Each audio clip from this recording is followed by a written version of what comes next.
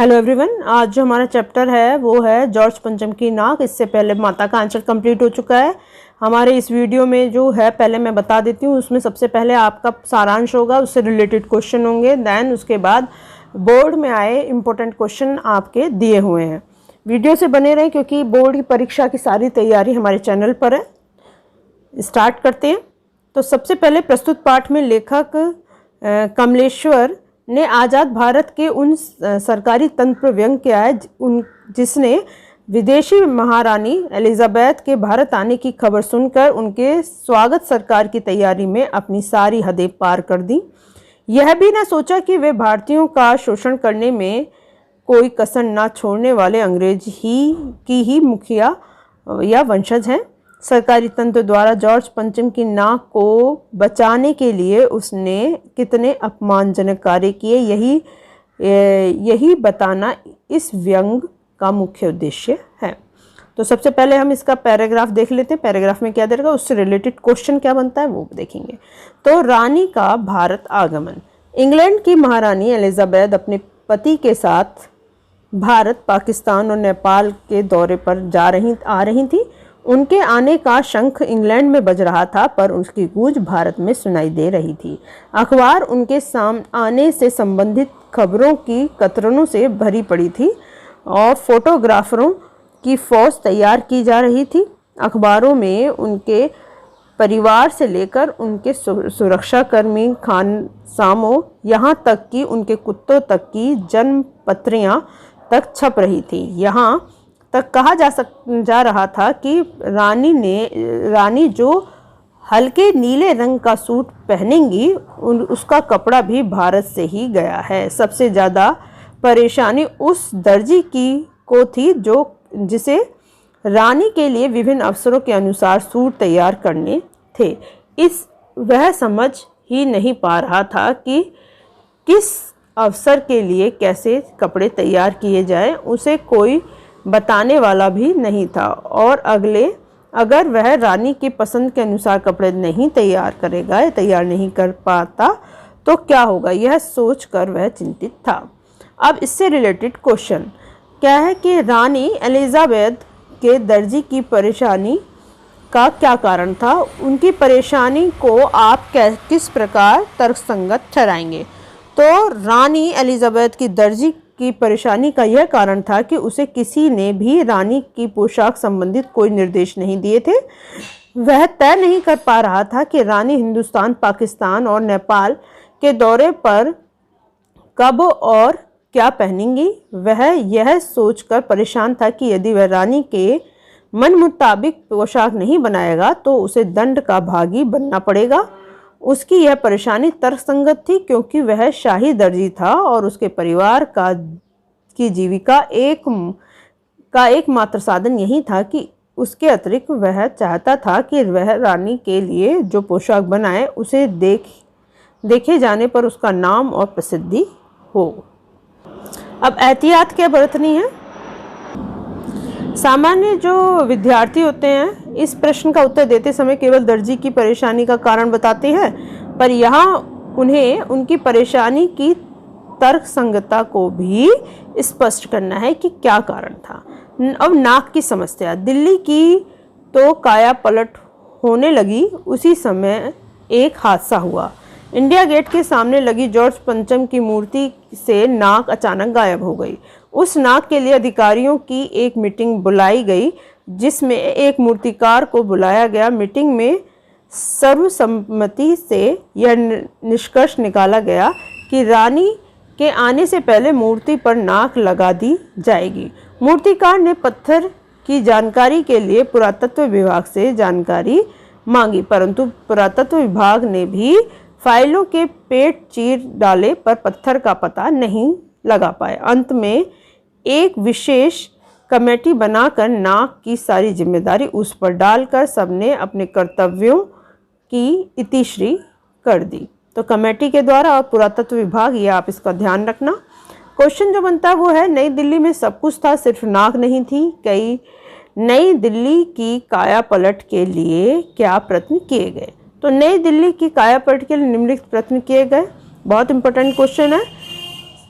सड़कों को साफ सुथरा बनाने के लिए कचरा हटाया गया और उसकी धुलाई की गई। सरकारी इमारतों में भवनों पर रंग रोगन कराया गया। सुरक्षा के प्रबंध कराए गए। सरकारी भवनों पर झंडे लगवाए गए। बड़ी बड़ी इमारतों पर रंगीन रोशनी का प्रबंध किया गया। अब नेक्स्ट जो आपका है वो है मूर्ति का पत्थर खोजने का प्रयास करना। तो मूर्तिकार ने पत्थर की खोज के लिए सुझाव दिए। वह उसकी तलाश में हिंदुस्तान के प्रत्येक कोने में गया और पत्थर लेकर ही वापस आएगा। पर इस कार्य में वह असफल रहा। उसने कहा कि यह पत्थर विदेशी है। इस पर सभापति ने उत्तेजित होकर कहा कि जब विदेशों की सारी चीज़ें यहाँ तक कि उनका दिल, दिमाग, बात करने का तरीका, रहन सहन, बॉल डांस तक को हमने अपना लिया है तो पत्थर कौन सी बड़ी बात है। मूर्तिकार के द्वारा नाक के लिए नए सुझाव देना। सभी अधिकारियों को परेशान देखकर मूर्तिकार ने सुझाव दिए कि अपने देश में इतने महान नेताओं और शहीदों की मूर्तियां लगी हुई हैं कि उनमें से किसी न किसी की नाक अवश्य ही मूर्ति के नाक पर फिट बैठ जाएगी। सभापति ने इसकी इजाज़त इस ताकीद के साथ दी कि किसी को इसका पता नहीं चले। मूर्तिकार ने गोखले, तिलक, शिवाजी एवं सुभाष चंद्र बोस, गुरुदेव रविंद्रनाथ टैगोर सहित विभिन्न महापुरुषों की नाक का नाप लिया, पर सबकी नाक जॉर्ज पंचम की नाक से बड़ी निकली। सभी हुक्काम निराश हो गए और इस पर मूर्तिकार ने उन्हें सुझाव दिया कि सन 42 में शहीद होने वाले बच्चों की मूर्तियां बिहार में सेक्रेटरीएट के सामने लगी हुई है और शायद उनमें से किसी की नाक फिट बैठ जाएगी। सभापति द्वारा मूर्तिकार को आज्ञा दे दी गई, पर मूर्तिकार को इसमें भी निराशा हाथ लगी क्योंकि हर बच्चे की नाक जॉर्ज पंचम की नाक से बड़ी निकली। अब इससे रिलेटेड क्वेश्चन जो है, जॉर्ज पंचम की लाट की नाक को पुनः लगाने के लिए मूर्तिकार ने क्या क्या यत्न किए। तो मूर्तिकार ने नाक लगाने के लिए निम्नलिखित प्रयास किए। सबसे पहले मूर्तिकार ने मूर्ति के पत्थर का पता लगाने के लिए पुरातत्व विभाग की सभी फाइलों के पेज चिरवा डाले। पत्थर की तलाश के लिए मूर्तिकार हिंदुस्तान के हर कोने में गया। देश में सभी महान नेताओं की मूर्तियों के नाक का नाप लेने के लिए वह पूरे हिंदुस्तान में घूमा। फिर मूर्तिकार ने बिहार के सेक्रेटरी के सामने शहीद हुए बच्चों की मूर्तियों के नाक पर नाप लेने में भी कोई कसर नहीं छोड़ी। अंत में मूर्तिकार ने मूर्ति पर 40 करोड़ जीवित भारतीयों में से किसी एक की नाक लगाने का सुझाव दिया। बहुत इंपॉर्टेंट क्वेश्चन था। अब है जॉर्ज पंचम की लाट पर किसी भी भारतीय नेता, यहाँ तक कि भारतीय बच्चों की नाक फिट न होने की बात से लेखक किस ओर संकेत करना चाहता है। तो लेखक इस ओर संकेत करना चाहता है कि चूंकि नाक हमेशा से ही मान, सम्मान और प्रतिष्ठा का द्योतक या प्रतीक रही है, इसीलिए उन सभी नेताओं और बच्चों के आत्मसम्मान का कद बहुत ऊंचा है जिन्होंने देश की गरिमा बनाए रखने के लिए अपने प्राणों को हंसते हंसते न्यौछावर कर दिया। लेखक शहीद नेताओं और बहादुर बच्चों के प्रति सम्मान और आदर भाव प्रकट करने का इच्छुक है, इसीलिए जॉर्ज पंचम के लाट पर उसमें से किसी की नाक फिट न होने की बात उसने कही है। लेखक के अनुसार देश को आज़ाद कराते हुए अपने प्राणों का बलिदान देने वाले बड़ों और बच्चों के आत्मसम्मान के सामने उस तथाकथित मूर्ति का आत्मसम्मान कोई मायने नहीं रखता। मूर्ति पर जिंदा नाक लगना। सभा के सभी अधिकारी तो अब रुआसे से हो चुके थे, उनकी यह स्थिति मूर्तिकार से देखी नहीं जा रही थी। रानी के भारत आने के दिन भी नज़दीक आ रहे थे। मूर्तिकार का दिमाग कहीं और ही चल रहा था। इतनी आसानी से वह हार मानने वाला नहीं था। अब उसने कमरे के सभी दरवाजे व खिड़की बंद करवा दी और सुझाव दिया कि 40 करोड़ हिंदुस्तानियों में से किसी एक की जिंदा नाक लगा दी जाए। चारों ओर यह सुनकर निस्तब्धता छा गई। अंत में उसे यह आज्ञा दे दी गई। अगले दिन अखबारों में खबर छापी गई कि नाक का मसला हल हो गया है और राजपथ पर जॉर्ज पंचम की मूर्ति पर नाक लगाई जा रही है। मूर्ति के आसपास के तालाब को सुखाकर उसे साफ पानी डाल दिया गया है और हथियारबंद सिपाही तैनात किए गए हैं। मूर्तिकार ने सुझाव तो दे दिया था, पर वह उसके सामने यह मुश्किल थी कि जिंदा नाक किस प्रकार लगाई जाए। अंत में वह दिन भी आ गया जब मूर्ति पर नाक लग गई। उस दिन के अखबारों में खबर छपी थी कि जॉर्ज पंचम की जिंदा नाक लगाई गई है, यानी ऐसी जो कतई पत्थर की नहीं लगती। उस दिन के सभी अखबारों में एक विशेष बात थी कि उसमें किसी भी उद्घाटन, सार्वजनिक सभा, अभिनंदन व स्वागत समारोह आदि से संबंधित कोई खबर नहीं छपी थी। सभी अखबार खाली थे। अब इससे रिलेटेड जो क्वेश्चन बनता है वो ये है कि अखबारों में जिंदा नाक लगाने की खबर को किस तरह से प्रस्तुत किया गया। तो अखबारों में ने जिंदा नाक लगाने की खबर को इस तरह से प्रस्तुत किया कि नाक का मसला हल हो गया है और इंडिया गेट के सामने जॉर्ज पंचम की लाट पर नाक लगाई गई है, यानी ऐसी नाक जो देखने में पत्थर की कतई नहीं लगती। अब जो हमें संदेश मिलता है पाठ का वो कुछ इस प्रकार से है कि पाठ का प्रमुख संदेश है कि हमें अपने राष्ट्र को भ्रष्टाचार मुक्त बनाना होगा, तभी हम अपने राष्ट्र की उन्नति कर सकते हैं। दूसरा, सरकारी प्रक्रियाओं को पारदर्शी होना चाहिए। देश और देशवासियों का सदा सम्मान करना चाहिए। तो ये ध्यान रखना, कभी कभी संदेश पूछ लेते हैं तो संदेश का ध्यान रखना। अब है जो अभी तक के जो क्वेश्चन आए हैं वो किस प्रकार के आए हैं, उसका आंसर क्या होगा। वीडियो को लास्ट तक जरूर सुने, जिससे कि आपके माइंड में ये प्रिपेयर हो जाए कि हमें आंसर कैसे क्वेश्चन का क्या देना है। अन्य जो दूसरी वीडियो होगी वो एक मैं लाऊंगी जिसमें आपके टॉपर्स के क्वेश्चन आंसर होंगे, तो वो टॉपर्स वाले आपको हेल्प करेंगे कि हमें आंसर कैसा लिखना है। तो इसके लिए मेरे चैनल को सब्सक्राइब जरूर कर लें।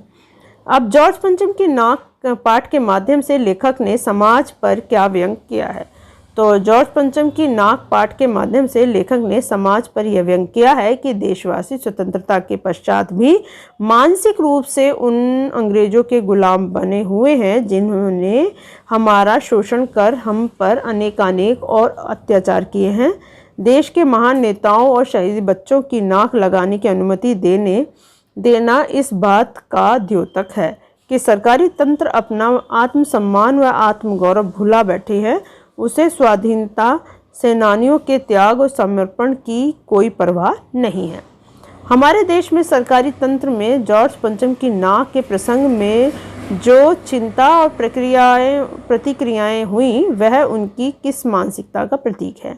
आज की पत्रकारिता में चर्चित हस्तियों के पहनावों और खानपान संबंधी आदतों आदि का वर्णन का दौर चल पड़ा है। इस प्रकार के पत्रकारिता के बारे में आपके क्या विचार हैं।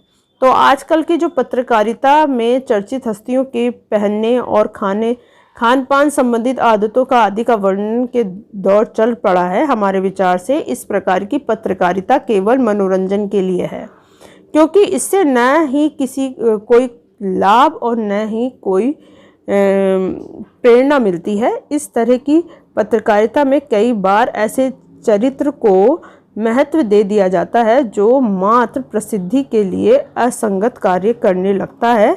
अतः ऐसे पत्रकारिता उचित नहीं है। नाक हमेशा से ही मान सम्मान और प्रतिष्ठा का द्योतक है। यह बात पूरे व्यंग रचना में किस तरह उभर कर आई है। क्लर्क की छानबीन का क्या परिणाम हुआ? क्लर्क के आदेश दिया गया कि पुरातत्व विभाग की सभी फाइलों को छाना जाए, जिससे इस बात का पता लगाया जा सके कि मूर्ति के लिए पत्थर कहाँ से लाया गया।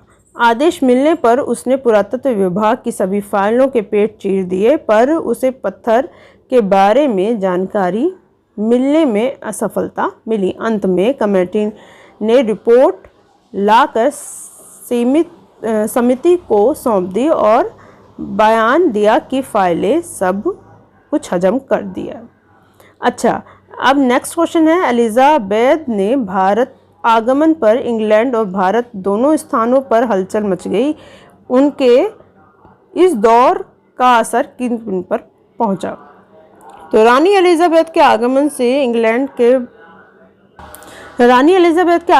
इंग्लैंड और भारत दोनों में ही जगह जगह पर हलचल बढ़ गई। उसके इस दौरे से प्रभावित होने वालों में विभिन्न समाचार पत्र, पूरी दिल्ली, एलिजाबेथ का दर्जी, विभिन्न विभागों के अधिकारी, कर्मचारी और मंत्रीगण विशेष रूप से प्रभावित हुए।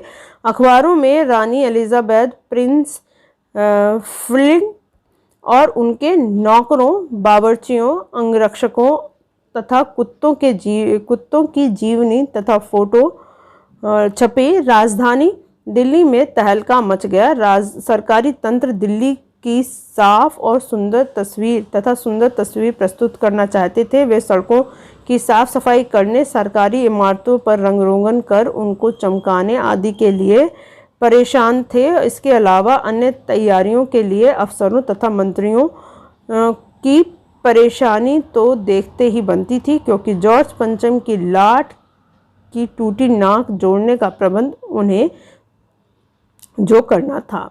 तो नेक्स्ट क्वेश्चन है, मूर्तिकार की उन परेशानियों का वर्णन कीजिए जिसके कारण उसे ऐसे हैरत अंगेज निर्णय लेने पड़े। यह निर्णय क्या थे? और दूसरा, रानी एलिजाबेथ के भारत दौरे के समय अखबारों में उनके सूट के संबंध में क्या क्या खबरें छपी? तो रानी एलिजाबेथ भारत के दौरे के समय भारतीय अखबारों में जो खबरें छप रही थीं उनमें ऐसे खबरें अधिक प्रकाशित होती थी जिन्हें लंदन के अखबार एक दिन पूर्व ही छाप चुके होते थे। इन अखबारों के बीच रानी एलिजाबेथ के सूट की चर्चा भी प्रमुखता के साथ रहती थी। अखबारों ने प्रकाशित किया था कि रानी ने एक ऐसी हल्के नीले रंग का सूट बनवाया है जिसका रेशमी कपड़ा हिंदुस्तान से मंगाया गया है, जिस पर करीब 400 पाउंड का खर्चा आया है। जॉर्ज पंचम की नाक नामक पाठ में भारतीय अधिकारी, मंत्रियों और कार्य प्रणाली पर कठोर व्यंग किए गए हैं। इसे स्पष्ट कीजिए। तो जॉर्ज पंचम की नाक पाठ व्यंग प्रधान रचना है। इसमें जॉर्ज पंचम की टूटी नाक को निशाना बनाकर मंत्रियों व सरकारी कर्मचारियों की कार्यप्रणाली पर करारा व्यंग किया गया है। एलिजाबेथ के भारत आगमन पर राजधानी में तहलका मचने और अफसरों तथा मंत्रियों के परेशान होने की स्थिति देखकर यही लगता है कि जैसे आज भी हम अंग्रेजों के गुलाम हैं। देश के सम्मान से सरकारी कर्मचारियों का कोई लेना देना नहीं है। यदि उनकी स्वार्थ पूर्ति हो रही हो तो वे देश के सम्मान को ठेस पहुंचाने में जरा भी संकोच नहीं करते हैं। येन केन प्रकारेण स्वार्थ सिद्धि ही उनका प्रमुख उद्देश्य बन रहा है। नेक्स्ट क्वेश्चन है, जॉर्ज पंचम की लाट की टूटी नाक लगाने के क्रम में पुरातत्व विभाग की फाइलों की छानबीन की जरूरत क्यों आ पड़ी? इस छवि का क्या परिणाम रहा? या फिर इस छानबीन का कोई सकारात्मक परिणाम न निकला क्योंकि फाइलों में ऐसा कुछ न मिला। भारतीय हुक्मरान अपनी जिम्मेदारी एक दूसरे पर डालते नजर आते हैं और जॉर्ज पंचम के नाट पाठ के आधार पर स्पष्ट कीजिए। तो जॉर्ज पंचम की नाक पाठ से ज्ञात होता है कि सरकारी कर्मचारियों के बाबू अपनी जिम्मेदारी एक दूसरे पर डालते हैं। हर कोई अपनी जिम्मेदारी से बचना चाहता है। मूर्तिकार जब कहता है कि उसे यह मालूम होना चाहिए कि यह लाट कब और कहाँ बनी तथा उसके लिए पत्थर कहाँ से आया था, इसका जवाब देने के लिए भारतीय हुक्मरान एक दूसरे की ओर देखने लगते हैं और अंत में निर्णय कर यह काम एक क्लर्क को सौंप देते हैं। जॉर्ज पंचम के नाटक पाठ के आधार पर बताइए कि पाठ से भारतीय अधिकारियों की किस मानसिकता की झलक मिलती है। तो जॉर्ज पंचम की नाक पाठ के आधार पर सरकारी तंत्र के अफसरों की मानसिक परतंत्रता की झलक स्पष्ट रूप से दिखाई देती है। ये अफसरगण मानसिक गुलामी में जिए हुए एलिजाबेथ को खुश करने के लिए बदहवास से दिखाई देते हैं। उन्हें राष्ट्र के शहीद या देशभक्त नेताओं तथा बच्चों के सम्मान का ध्यान नहीं रह जाता।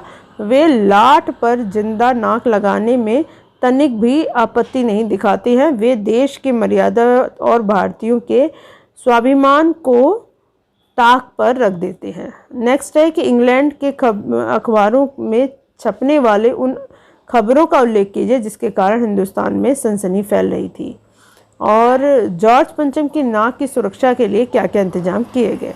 जॉर्ज पंचम की नाक की सुरक्षा के लिए हथियारबंद पहरेदार तैनात कर दिए गए थे। किसी की हिम्मत नहीं थी कि कोई उनकी नाक तक पहुंच जाए। भारत में जगह जगह ऐसी नाकें खड़ी थी जिन नाकों तक लोगों के हाथ पहुंच गए और उन्हें शान और शौकत के साथ उतार कर अजायब घरों में पहुंचा दिया गया था।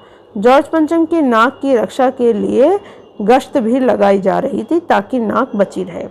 अब रानी के भारत आगमन से पहले ही सरकारी तंत्र के हाथ पैर क्यों फूले जा रहे थे। तो रानी एलिजाबेथ के भारत आने से पूर्व ही सुरक्षा के कई उपाय करने पर भी जॉर्ज पंचम की नाक गायब हो गई थी। रानी आए और नाक न हो, यह सरकारी तंत्र के लिए परेशानी खड़ी कर देने वाली बात थी। अब रानी के भारत आने पर जॉर्ज पंचम की नाक को कैसे ठीक किया जाए और रानी को जॉर्ज पंचम की लाट सही सलामत हालत में मिले, इसी चिंता में सरकारी तंत्र के हाथ पैर फूले हुए थे या फूले जा रहे थे। नेक्स्ट क्वेश्चन है कि जॉर्ज पंचम की लाट की नाक लगाने के लिए मूर्तिकार ने अनेक प्रयास किए। इन प्रयासों का उल्लेख करते हुए बताइए कि आप इनमें से किसे सही मानते हैं और किसे गलत। इनमें से किन मूल्यों पर का अभाव दिखता है। तो जॉर्ज पंचम की लाट की नाक लगाने के लिए मूर्तिकार सबसे पहले उन किस्म के पत्थर खोजने के लिए हिंदुस्तान के पहाड़ी क्षेत्रों एवं पत्थरों के खानों के दौरे पर गया और चप्पा चप्पा छानने पर भी उसके हाथ कुछ न लगा। उसके इस प्रयास को मैं सही मानती हूँ क्योंकि इसके द्वारा उठाया गया यह सार्थक कदम था। लेकिन मूर्तिकार जब देश के नेताओं की मूर्तियों की नाप लेने निकला और उसने मुंबई, गुजरात, पंजाब, बंगाल, बिहार, उत्तर प्रदेश आदि जगहों पर स्थित नेताओं की मूर्तियों की नाक का नाप के अलावा वर्ष 1942 में शहीद बच्चों तक के नाकों का नाप ले लिया, तभी परंतु सफल न होने पर एक जिंदा नाक लगा दी। तो उसका यह कृत्य अत्यंत गलत था क्योंकि एक बुत के लिए जिंदा नाक कितनी विचित्र व लज्जाजनक बात है। मूर्तिकार के कृत्य से उसमें दूरदर्शिता, शहीदों के प्रति सम्मान और देश के मान सम्मान की रक्षा करने जैसी मूल्यों का अभाव नजर आता है। जॉर्ज पंचम के नाक पाठ के किन परिस्थितियों पर व्यंग किया है। इस पाठ से आप क्या प्रेरणा ग्रहण करते हैं। इस पाठ के माध्यम से देश के बदहाव स्थिति पर करारा व्यंग किया गया है। इसमें बताया गया है कि आज़ादी के वर्षों बाद भी सत्ता से जुड़े हुए लोग किस प्रकार गुलामी मानसिकता के शिकार हैं। लोग मानसिक गुलामी में जीते हुए एलिजाबेथ को खुश करने की बदहसाव से दिखाई देते हैं। उन्हें राष्ट्र के शहीदों व देशभक्त नेताओं तथा बच्चों के सम्मान का ध्यान नहीं रह जाता और वे लाठ पर जिंदा नाक लगाने में तनिक भी आपत्ति नहीं दिखाते। वे देश की मर्यादा और भारतीयों के स्वाभिमान को ताक पर रख देते हैं। इस पाठ से हमें यह प्रेरणा मिलती है कि अपने राष्ट्र और समाज को पारदर्शी बनाना चाहिए और सरकारी प्रक्रिया ईमानदारी होनी चाहिए। किसी भी भावना को ठेस पहुंचाने बिना हमें देश और देशवासियों का मान सम्मान की रक्षा करनी चाहिए।